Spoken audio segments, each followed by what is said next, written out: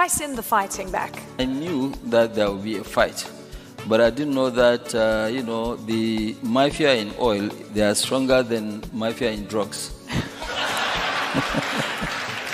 Just to repeat that, mafia and oil are stronger than the mafia and drugs. Dangote having issues with the Nigeria Regulatory Authority, some Nigerian officials, some Nigerian politicians, and also some of the leaders of the Nigerian National Petroleum Corporation, NNPC, gives us a good insight to what kind of issues businessmen and businesswomen operating in Nigeria could face. And that is what the focus of this video will be. So hi guys, welcome to the Smiling Professor, where learning is fun. My name is Dr. Bukola, and today we're going to discuss the 3 business lessons that we can learn from the issue Dangote had with the Nigerian government and also with some Nigerian officials. Watch till the end of this video, because the last point we are going to discuss in this video was the most risky of them all, and he just paid for Dangote, but if he hadn't paid, he would have gotten himself into serious trouble. So just to give you an overview of Dangote's issue,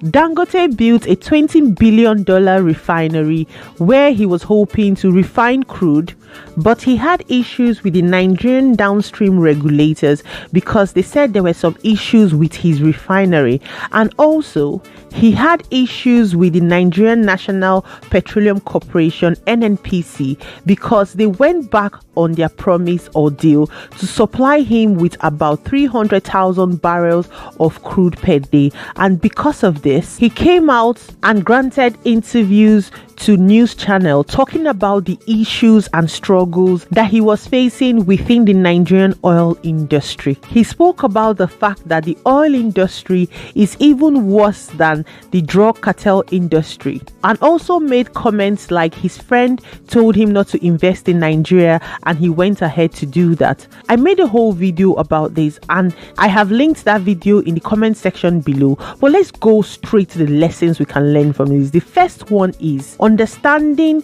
how the political environment of a particular country can affect everyone doing business in that country. One of the key theories and models that we use to explain the external factors that affect businesses is the pestle model, but we're going to just focus on the political factors. So whatever political policies or regulation that the government sets affects businesses, and depending on the political parties or the political leaders of the time, whatever decisions they make would affect your business. NNPC refused to supply Dangote the barrels of crude that they agreed on, and because of this, Dangote could not refine crude. But when the president of Nigeria, Bola Tinubu, stepped in, he was able to direct NNPC to supply Dangote with the crude he needed after the issue was made public. This shows you the influence of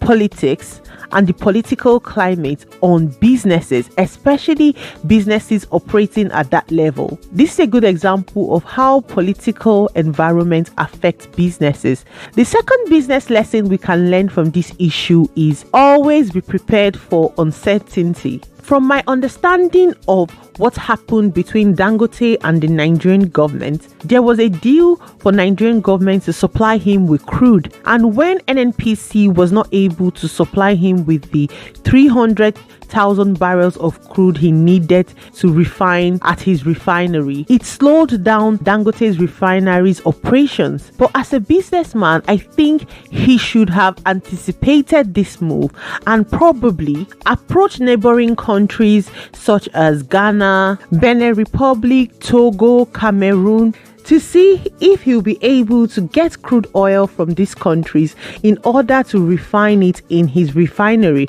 because you could see the serious problem that his refinery faced when NNPC went back on their word to supply him with the 300,000 barrels of crude oil they had agreed on. And if not that the president of Nigeria stepped in to help him, he would have been in a position that he doesn't want to be in. So as business-minded individuals, we have to be prepared for unseen situation. Do you agree with me or do you disagree with me? Do you think that I am expecting too much, especially for Dangote operating at that level? If you're liking this video so far, please click the like button and leave a comment down in the comment section below because it helps boost the video. And don't forget to share it with your family and friends. Now let's go back to our topic of discussion. The final business lesson I feel we can learn from this issue is Dangote leveraging his business experience and position in the industry. Let me explain. When Dangote was having the issue with the Nigerian regulatory authorities and also with some officials in NNPC, he decided to go public with this issue. He decided to hold press conferences making some very strong accusation. So accusing some Nigerian politicians of having a refinery off the coast of Malta, accusing Nigerian regulatory authorities of issuing licenses to crude importers for their personal gain, accusing some leaders within NNPC of owning refineries outside Nigeria and making profits for themselves was really, really risky as a businessman. Because think about it, making this accusation and going public with this accusation would have gone one or two ways. The first one was the government would listen to you and give you what you want, which is what happened in Dangote's case. Or they could take you to court or start to investigate your business practices. Not saying that Dangote has improper business practices, but think about it. If the president decided that all these accusations that he made was unfounded, and because of this he would get into a lot of trouble with the courts or send EFCC after him or cause problems for him with regards to his business operations, this would have not been favorable to Dangote. Or if it is a government that don't like to take criticism, he would have gotten himself into serious trouble. I felt this last business move he pulled, which was leveraging his business position within Nigeria and Africa, worked for him, but it is a move that you have to be very careful if it is something you want to adopt. So do you agree with me? Do you disagree with me? Do you think there's something I didn't consider? Please let me know down in the comment section below. If you've watched to this point of this video, thank you so much for being here. If you're new to my channel, I really appreciate that you're here. And if you're a returning subscriber, thank you so much for the support. I really, really appreciate it. Please don't forget to like and share my videos and click the notification bell so you always know when I upload. If there's any business topics you want me to discuss, please let me know down in the comment section below, or please feel free to send me an email. My email address is below in the description section of this video. Don't forget to like and share my videos and click the notification bell so you always know when I upload. Thanks guys, bye.